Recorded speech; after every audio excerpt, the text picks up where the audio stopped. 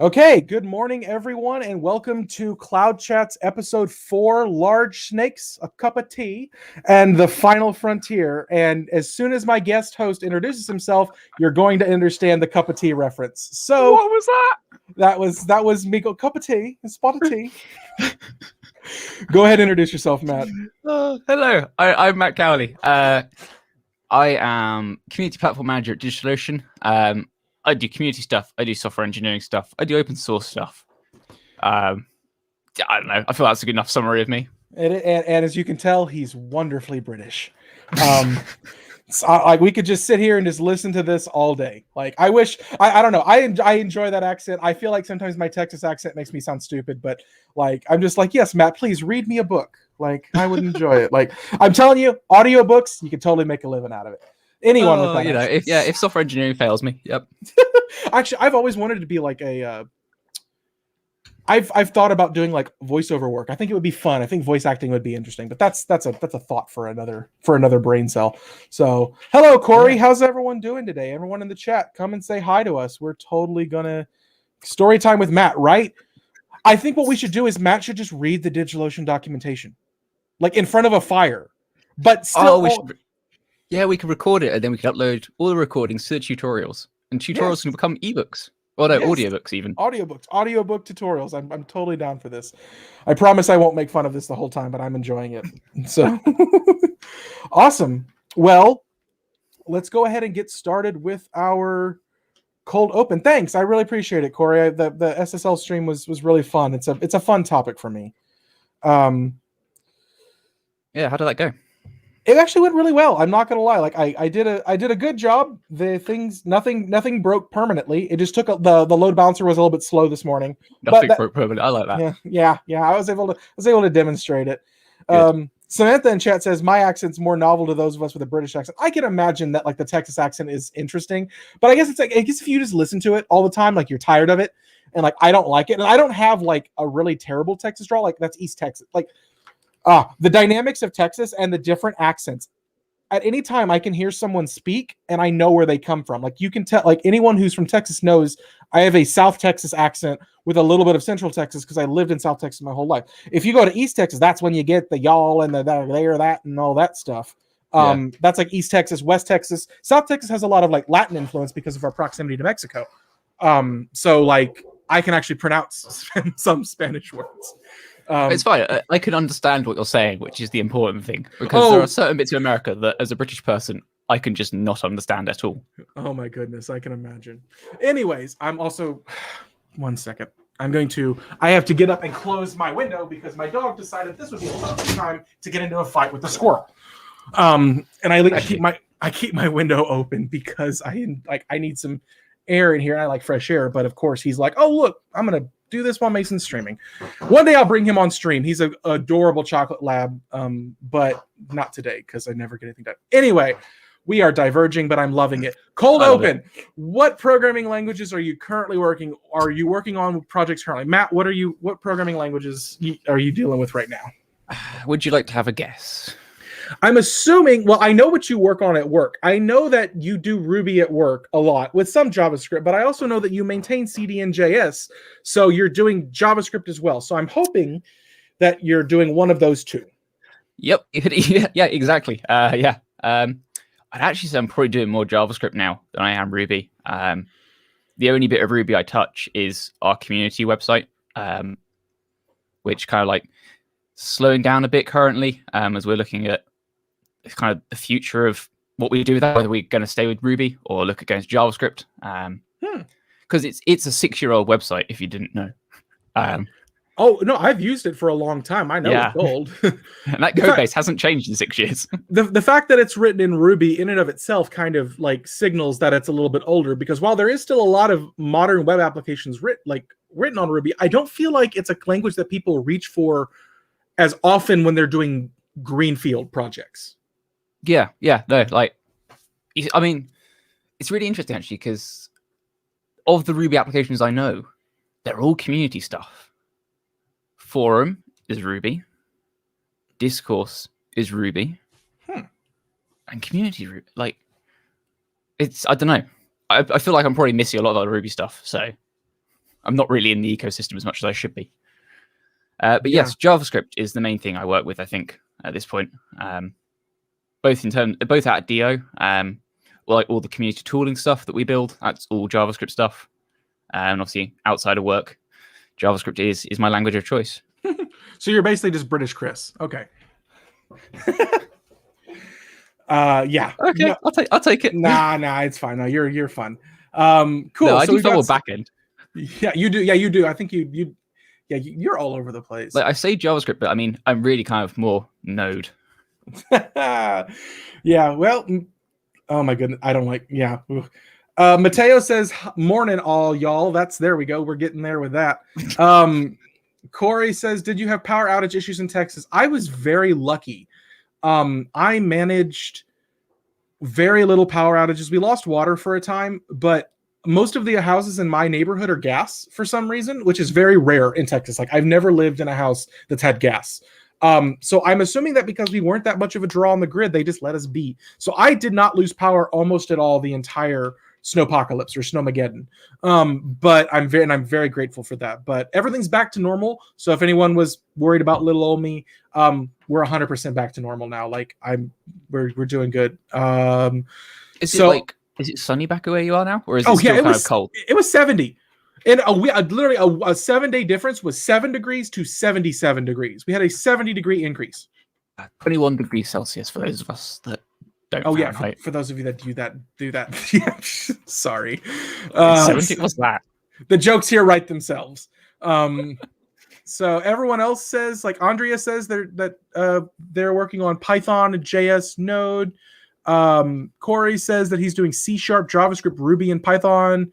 That's a nice mix. That is a nice mix. You know, Ruby is still very awesome and very it's useful. It's a great language. Like it has a million use cases. Yeah. I think that I remember when I was in university in college, I've actually taking to say university because I like it. I think it sounds more than college. But I remember when I was in university, and I remember when Ruby on Rails was like the thing. Like everyone was like, learn Ruby on Rails, it's the future.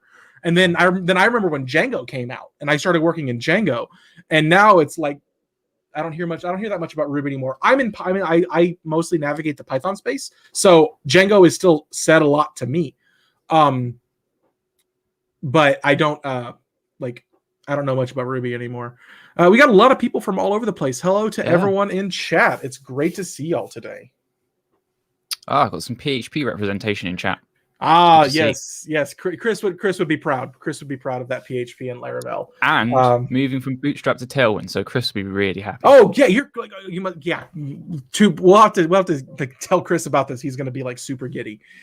Awesome. Well, it's cool to hear what everyone's working on. So this is a shortened Cloud Chats today. We only have till 11:30 because Matt and I both have meetings that we have to go attend to, which is but we're going to get through it and we're going to be fine. So let's go ahead and just move into the news flash. We've got a lot of interesting news this week. I think the biggest one was the Mars rover. Yeah, like, everyone's my timeline is just still even now just full of Mars. Yeah, and now the Linux people are so happy, and I see this all this. Linux now runs on 2 planets. Because that is what's running all of that. So now Linux is the first interplanetary operating system, and while it's a trophy that only 3 people are ever going to get the ability to hold, maybe the BSD folks, it's still pretty nifty to think that we've done all that. Yeah, I mean, it's like, so this was shared in the NASA live stream earlier this week, last week, I can't remember. They're running FFmpeg to compress the videos that they're sending back to Earth, which I think is really cool, just to see a tool that everyone use. Like I say, everyone. I mean, a lot of people use all the time, and that's just on the rover on Mars being used. Really quite cool. I guarantee you, every underneath every video software is FFmpeg in some shape or form. Yeah. Cool. Another one we have this week is what was it, like February 21st, or Python turned 30 years old, which I think is a pretty big milestone. I know Ruby turned 28 recently, but Python is 30. Yeah, yesterday. I think Ruby turned 28 yesterday. So Python is 30 years old now, and it's pretty neat. Like I'm a big Python fan, so I'm really happy that. But yeah. Oh, someone in chat says Linux is not the first interplanetary OS. Real-time OSs are typically used on spacecraft that have an OS. Linux wasn't used until now because it's not designed for real time. Oh, well, hey, what do you know? I learn something new every day. That's pretty awesome. See, I'm not saying I have all the answers, but I'm hoping that people in the chat do. Yeah. So space is not something I work with daily. So no, it's definitely not. I knew about the interplanetary file system. I had a boss that was really into that, and I'm like, really? Why do we really? But now I'm like, yeah, I guess we need to be able to get our data to Saturn. Mm-hmm. Who knew? Next piece of news that we have that I personally am super excited about is Starlink pre-orders have opened up. The satellite internet, then I've watched some videos on it. It's performing remarkably well. People are getting 27 millisecond ping times, which is not bad. I get like 6 milliseconds because I'm on like fiber, but 27 for satellite internet is amazing. And like 100 megabits per second down, which is like, that's livable. I used to live, like my parents still have DSL, like through a phone line, and they get 2 megabits per second down and 256K up. So 100 megabits per second down is like, that's like a luxury for them. It's faster than what I have here. Yeah. So I'm super excited. I grew up in rural areas. I have a desire to go back and live like on a farm with chickens, because chickens don't crash. Or the configuration file on chickens very rarely ever goes wrong. I can literally do a whole segment on why chickens is better than software. But what a comparison! What a comparison to make. Right. Well, I have this meme that I have on my computer that I look at every now and then, and it's like a guy working. It's like the angry guy working on his computer, and it's like one bug, and he fixes it, hits compile, and it's like 99 bugs, and he's like, well, back, and he puts on his cowboy hat like back to the chicken farms. And I'm like, yep, that's what I'm gonna do. One day I'm gonna get so angry at the software that I write, I'm just gonna turn everything off, and we're gonna go farm chickens. Fair enough. That's what we're gonna do. So, as someone who wants to live wants to live out in like a rural area, have a little bit of land, I don't need the chickens to scale, Jungle. I don't need the chickens to scale. I just need them to produce the eggs and not crash and not upset me. And I don't have to worry about scheduling the chickens on an orchestration service or any of that stuff. Like, it's just so I'm excited. I'm super excited. I want to live a little bit farther out. And I always told myself, I was like, I would already live out in the country if I didn't have such high data needs. And I envision myself like having like a pack of fiber on my back as I'm hiking through the mountains, just pulling my own cable. But Starlink is really making this a reality. There are a lot of people at DigitalOcean that consider themselves digital nomads, where they like to just roam. And do like just live like have an I've also had the idea of like I want to live in an RV for a little while, travel America, see everything there is to see, but work wherever I want. And this is the first time I feel in my life that it's a legitimate reality, and I'm pumped for it. Yeah, it's gonna be really cool. Yes, Corey mentioned it's fairly expensive. It's $100. It's $100 a month. I mean, it's $500 for the kit. That's a bit expensive. But it's $100 a month currently. I pay $70 a month for Google Fiber. Yeah. So, I mean, that'll only go down with time as well. Yes. More and more people pick it up, and maybe we'll even get competitors one day. Wait, Mateo, you're a Starlink beta tester. 50 to 80 megabits per second in the mountains. That's amazing, because like I've traveled through like the mountains in Colorado and stuff, and I lose cell service, and I'm like, well, guess the world doesn't exist anymore. But the fact that you can get 80 megabits per second down in a mountainous area it's just a testament to human technology. Yeah, it's really cool. I'm so excited. Okay, Matt, lead us through the next one. I realized I've been gabbing a little bit. So this is actually a really cool one. GitHub released this new website called Skyline. Which lets you kind of in 3D visualize your contribution graph that you get on your GitHub profile. But not only that, it also lets you download the STLs so you can 3D print a little trophy of your contribution graph, which is just I don't know. I'm guessing this is like an employee's side project at one point or another that's now become a released thing that GitHub has. I believe they also sent out cast metal versions of these to their GitHub stars. I know we don't have a source for that. I just remember seeing that almost with Twitter timeline at some point. But either way, it's a really cool little thing. Serves no real purpose, but it's really cool to look at. It's cool. Yeah.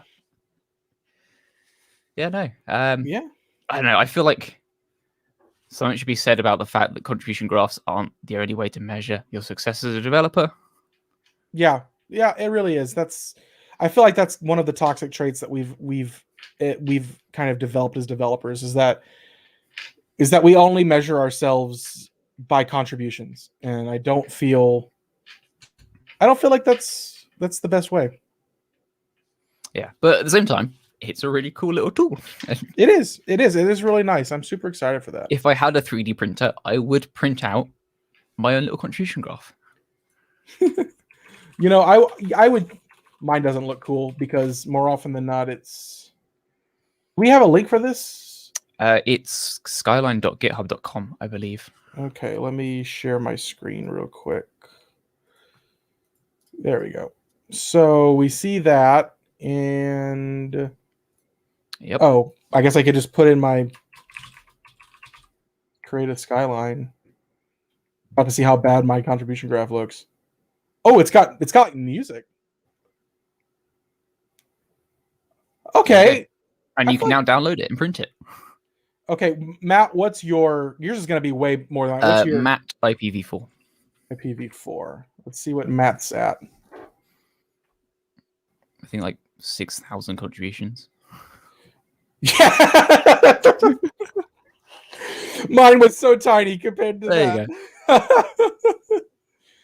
You go. That's pretty neat. Not gonna lie. I feel like it wins the current thing for like what do I actually need right now? And it may not be this, but also got some cool. But that is pretty cool. I'm super happy with that. Yeah. So.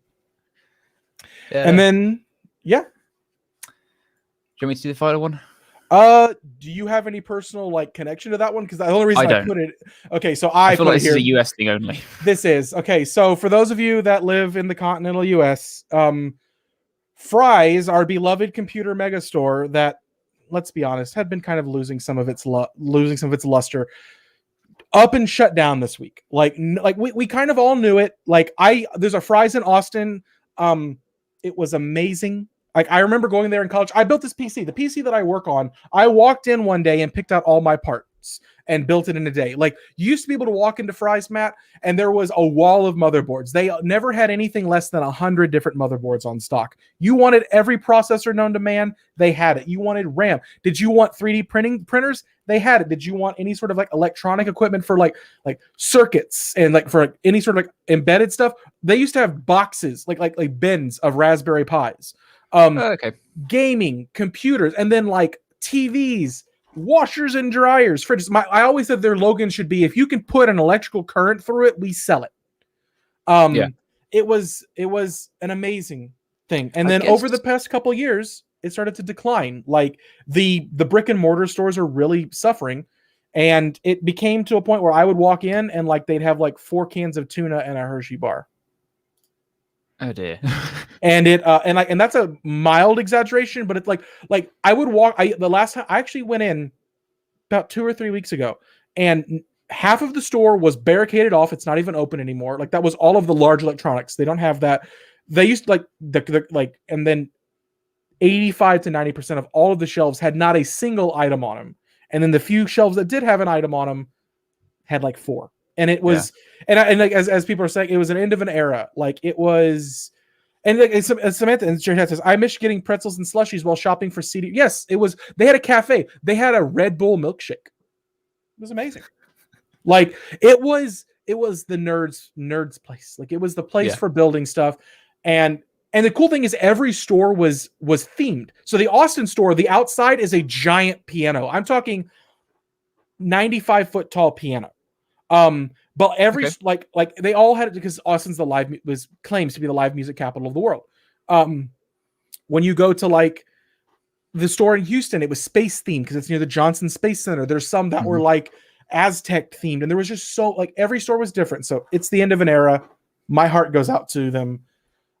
Micro Center will have to do, but like it is. So, like, Micro Center is presumably the closest equivalent that's still around. It was, yes, it is, and that's what we have. But like, there's no there's one Micro Center in Texas. It's in Dallas. There was a Fry's in Austin, Dallas, and Houston. So now maybe a Micro Center in Houston. There's not one in Austin. Yeah, that's right. See, this is where YouTube advertising comes in, because I know about Micro Center. And stuff, but yeah, so Micro Center have like 10 stores or something. Yeah. Oh my goodness. Which, I mean, it's just a sign of the times, though, isn't it? You know, all the shopping's gone online. Yeah, it really is. But I mean, like, if Best Buy can stay going, like, I feel like Fry's didn't evolve. Like, they didn't attempt to do anything. Like the reason that I still buy most of my large scale electronics from Best Buy because of their warranty policy. They have the best warranty in the industry. Yeah, I can pay for 3 years, and I can literally hit the dang thing with a hammer, and I can take it back and get it replaced. Now, I don't purposely break my electronics, but I've actually had to use. So anyway, yeah. I'm sad. It's the end of an era. It is truly a sad time, but my heart will go on. So if only we had a little Titanic clip here for that. Anyway, this week at DigitalOcean, we launched premium Intel and AMD droplets. So now, and I can pull this up and show you real quick in the droplet page. Yeah, this is really cool. This is going to be really cool. Speedy droplets. Speedy droplets, yes. So now when you go into the droplets page, you are now allowed to select between your regular Intel with solid state drive. Like, these are the droplets that you know and love. But now premium Intel droplets and premium AMD droplets, each with like at a bump of like about $1 a piece. So now if you want AMD or Intel, and basically these are just more modern processors. That's all they are. But yes, if you would like AMD droplets now, 100% DigitalOcean now supports AMD droplets, which is pretty cool. And they've got NVMe SSDs as well. Oh yes, 100% faster disk. I missed that. NVMe SSD. So like, you're right, 100% faster disk. Like, that's going to make for some really fun like databases. Like in memory, AMD is going to be like in-memory databases are going to be really cool. Yeah, no, I'll say you can put Redis on that now, and it's going to be super performant. It is. Corey asks, do you need a contribution amount like Matt to work at DigitalOcean? No. What you need is a resume, and you go to do.co/jobs and throw it in there. It's like we are really hiring a lot right now. Like, there's a lot of positions on the board.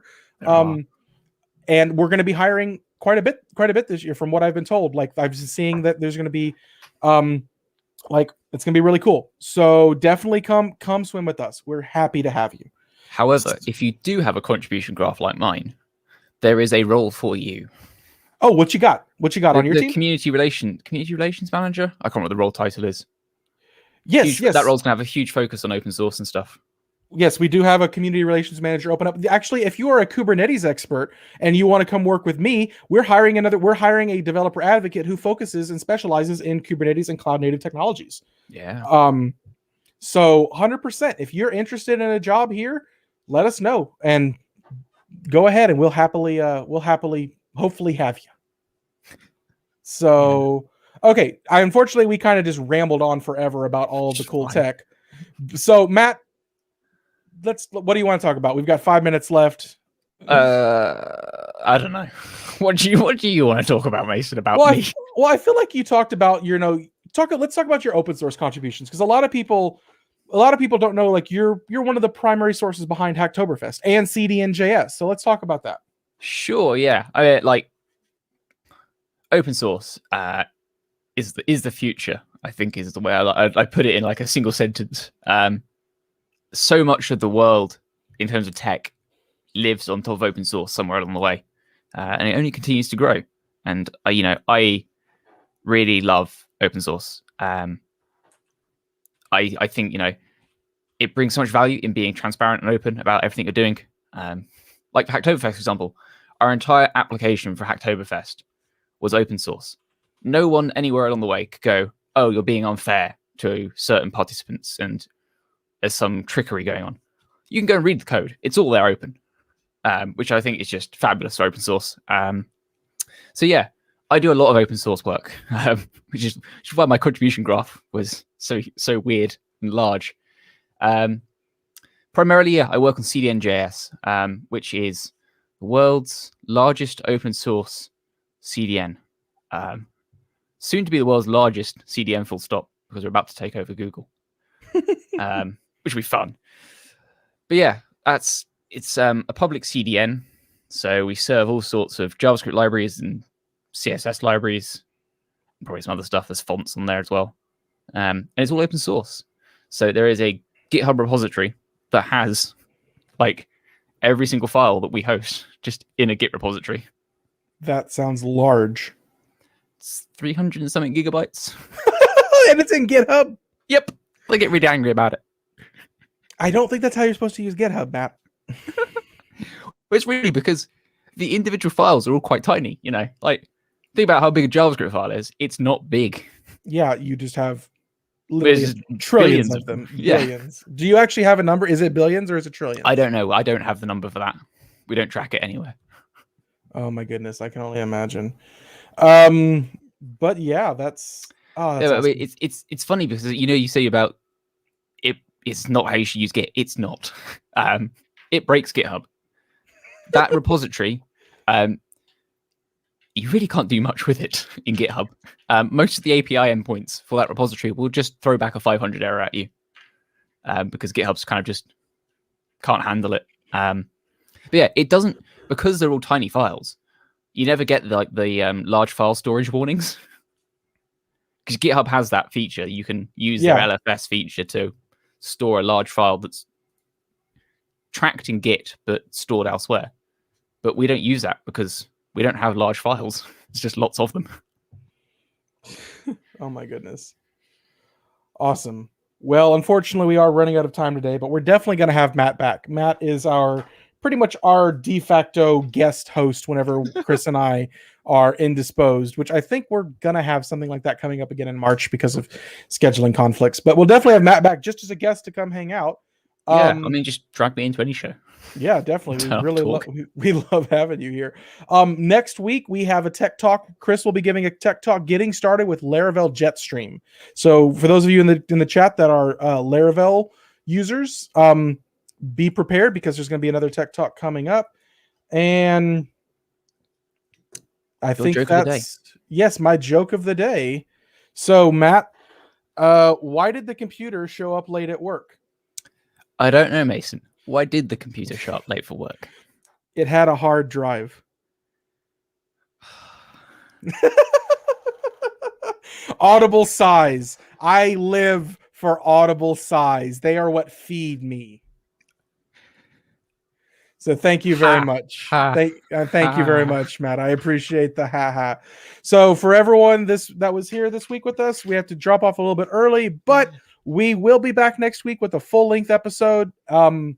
So, and Chris and I will both be back. Maybe we'll bring in Matt. Who knows? Anything could happen. Feel free to. I would. It's really fun. But yeah, Matt, you got anything to say before we head off? No.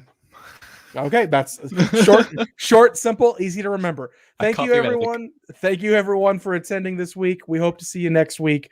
And just have a great day. Yeah, have a great weekend.